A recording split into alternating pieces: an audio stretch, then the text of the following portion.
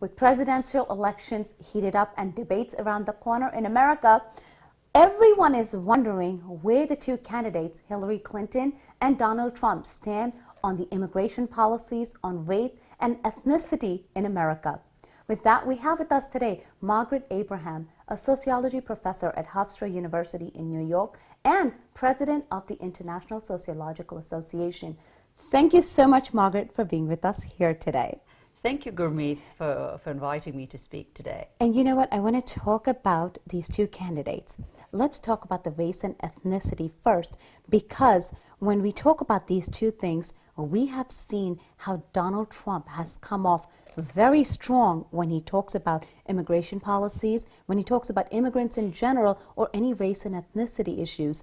Tell me your thoughts on that first. Well, let me begin by saying that you use the word strong, and I think I would add to that, strong in a negative way. Mm-hmm. We see Donald Trump take a very anti-immigrant stance mm-hmm. and actually tell lies about the issues of migration, mm-hmm. right? And normalize this anti-immigrant sentiment. So I think what we see in Trump's campaign and his perspective is one in which we promote prejudice and a sense of social exclusion, mm-hmm. right, and political exclusion. And of course, immigration has been a very important topic, right? Absolutely.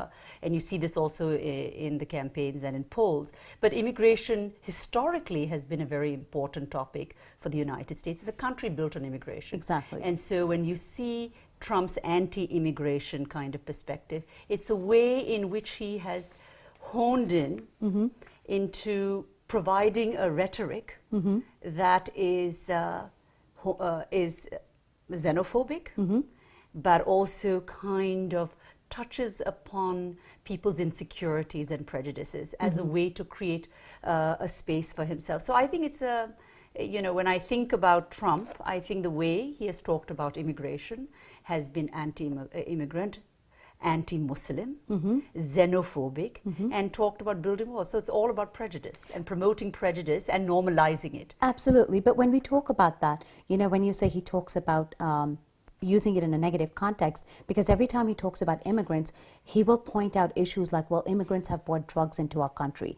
Immigrants have brought terrorism into our country. He's always taking in that they've brought negativity into the country. However, when you look at the South Asian diaspora, you look at Indians in general, they have brought in nothing but good into the country. We have so many educated Indians in very high places. So he has never he's never said anything about immigrants have also these small businesses. They've created so many jobs. And if you take a look at the statistics, most of the small businesses are owned by immigrants. So he hasn't focused on that aspect at all, that there's a positive side to immigrants as well. He's only focused on the negative side, and that's what he's pulling in towards the voters. Yeah. I think you put it very well.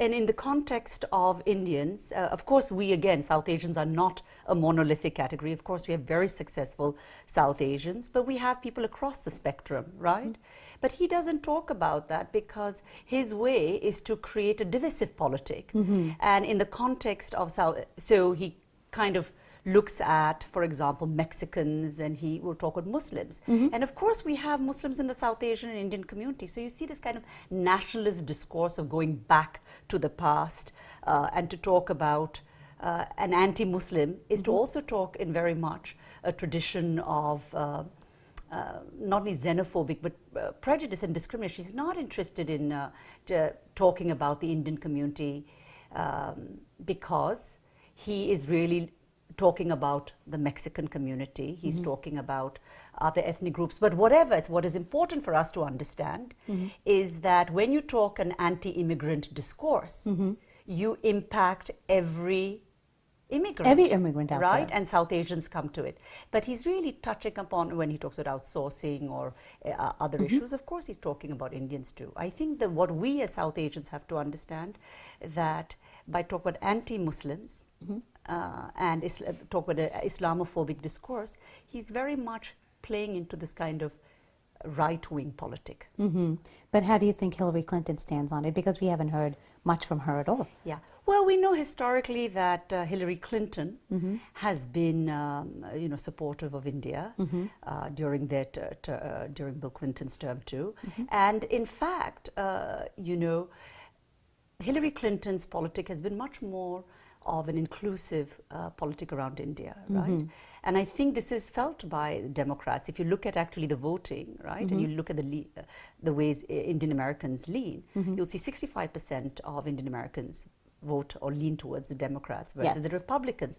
And this was not always the case. We see a whole set of young progressives, American Indians also leaning towards Hillary. And I think Hillary does not have an anti-immigrant or a xenophobic discourse. She doesn't. And she promotes much more of a culture of inclusion than Bill Clinton does. What I want to say as a sociologist is the danger that we're seeing today is where lies and rhetoric is being, rhetoric that is, anti-immigrant, anti-gender, anti-Muslim, is being used to kind of normalize it. Exactly. We would not be doing this if we talked about bullying, and yet the political platform is being used to bully and treated as normalizing. And this is what we have to say. I think Hillary Clinton has to be understood both in terms of the way she intersects gender and race and immigrant rights, and has given a much more inclusive politic. You know what, I'm glad you touched upon that, because I do want to talk about the gender equality in this race itself. I mean, initially when the initial debates had started between the candidates, the Republicans and the Democrats, we heard how Trump came off with the reporter, Megyn Kelly, because he didn't like a question she asked. So when we're talking about now gender equality, that pretty much shows us, I think, where we stand when it comes to gender equality with Trump. But in general, now there's a woman standing as a president. She might be our president tomorrow. So how do you think now that's becoming the norm in the country itself? Well, I think we are at a historic moment here. We absolutely are. And obviously many women have fought before to make this position possible. But what I think we see with Hillary Clinton, right, is that gender, and while women are voting, there's still a lot of a gender gap. Yes. And that the nation really has to understand that this is a time in which we talk about women's equality, but we see it in the rhetoric, we have to see it in the practice too, right? Okay. So we also see how a president like Hillary Clinton is put to a double standard. We don't expect the same out of men, and yet you expect both the traits, right, of her, of a woman, as well as the so-called traits of military. And she does both, and she's shown competency, right, and she has shown her comprehensive policy. She has been persistent and inclusive, but yet she's measured by many more standards than we would to somebody who just says things, throws out statements, right, in the case of a Republican presidential candidate, and gets away with it. I'm glad you said that, because I have a question for you, okay? Now, every politician has their own skeletons in their closet. All of them do, okay? I'm sure Trump has many, and we try to hide them under the carpet. We talk about it, we try to push it. We see a whole different thing in the media. But of course, Hillary Clinton does the same with the email scandals and all that kind of stuff.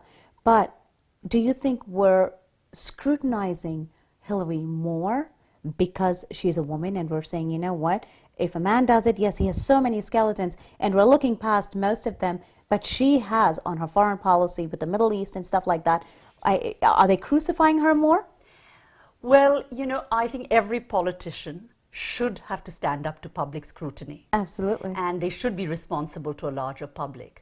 The question is, if we have a double standard in the scrutiny, and whether we allow one candidate to arbitrarily say certain things and not, which are distortion of facts, right, in the case of the Republican candidate, and go away with it. Of course, we should hold Hillary Clinton to accountable for things that she had done. All politicians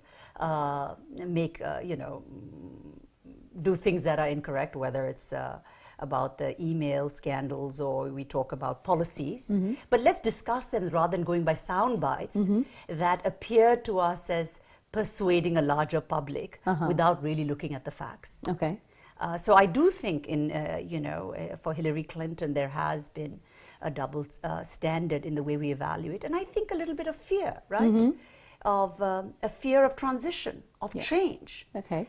We In saw what that, way? Gender change, right, having in the leadership is something new. Something, absolutely. And something that the country has to be prepared, right? And when you constantly have these kind of images put stereotypes, right, that women can't lead or issues of health, and personalizing Exactly. in ways that are not substantiated by any facts. And I think the media is responsible for this too, to some degree, because we don't get to hear all the facts, and people will take these sound bites, right? And make what of it? And kind of, if it kind of resonates in a small way, take it for a reality. So I think this is what we have to understand. And I will say, as a sociologist, that I think it's also important to not be dismissive of any segment of the population. Okay. And that, the concepts of dignity Okay.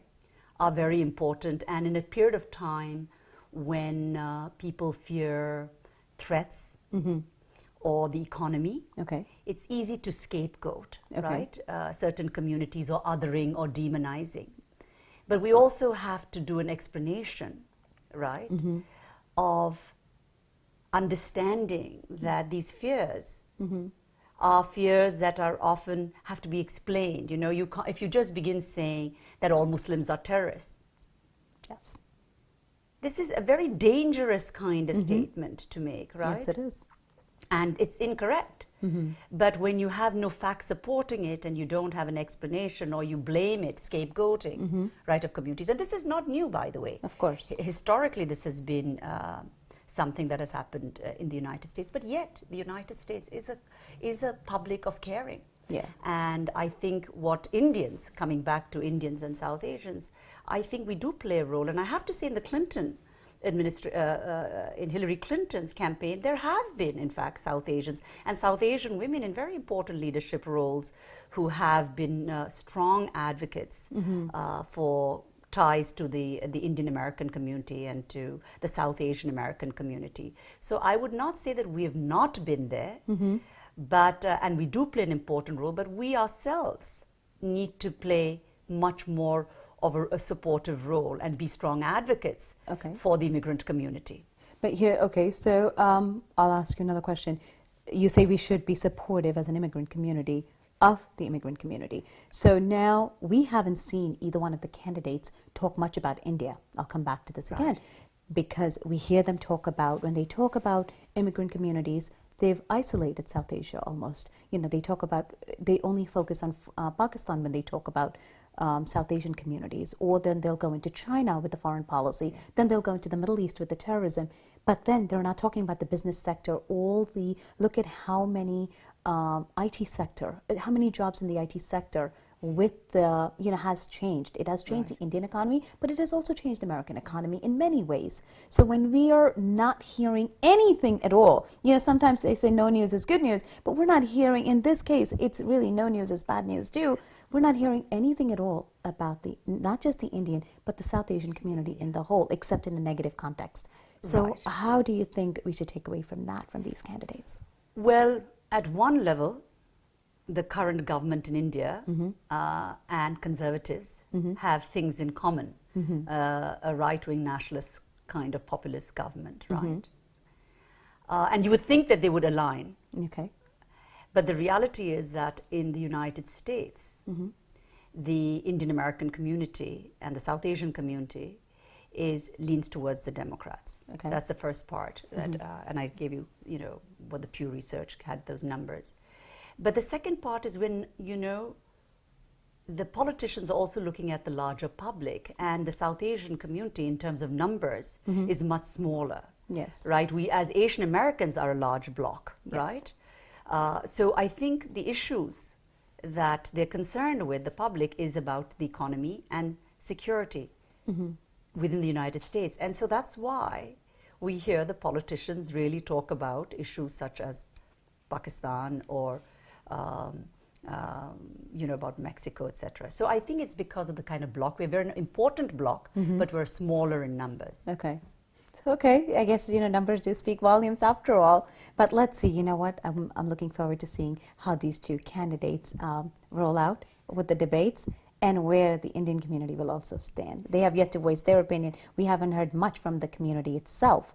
So I think I'm looking forward to seeing what they will have to say as well. Yes. Well, I won't say that the Indian community has been silent. I mean, I think in different pockets they have spoken in yes. policy. I think the question is about enthusiasm.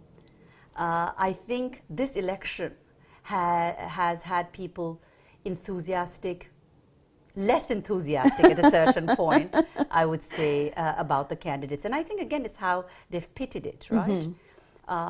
However, this is a historic moment, and I think we should look at the intersections of gender and ethnicity and class and immigration and how they play out. Exactly. In this election. I think these are very important elections, and I think South Asians have a very important role to play. I think Indian Americans have an important role to play, and I think what we're going to see, as you mentioned, is the vote. It's not so much about just listening, but who goes out to vote. Vote. That's a big And thing. that's what's going to make the big difference. Great. Well, you know what? We're looking forward to it. Like they say, it is going to be historic. So I'm definitely going to be tuned in to see how this all plays out now. So thank you so much. And as I say, with the choices we have, it seems pretty straightforward, as I see it, that it's simply Hillary. great. There you go. We have your vote. So thank you so much, Margaret, for giving us this time. Thank you. Race, immigration, gender, foreign policies. These are some of the key things that South Asians, Indians are looking forward to hearing from both these candidates during this election time and during the upcoming debates. We just have to see how things roll out and how they will answer the questions to their voters.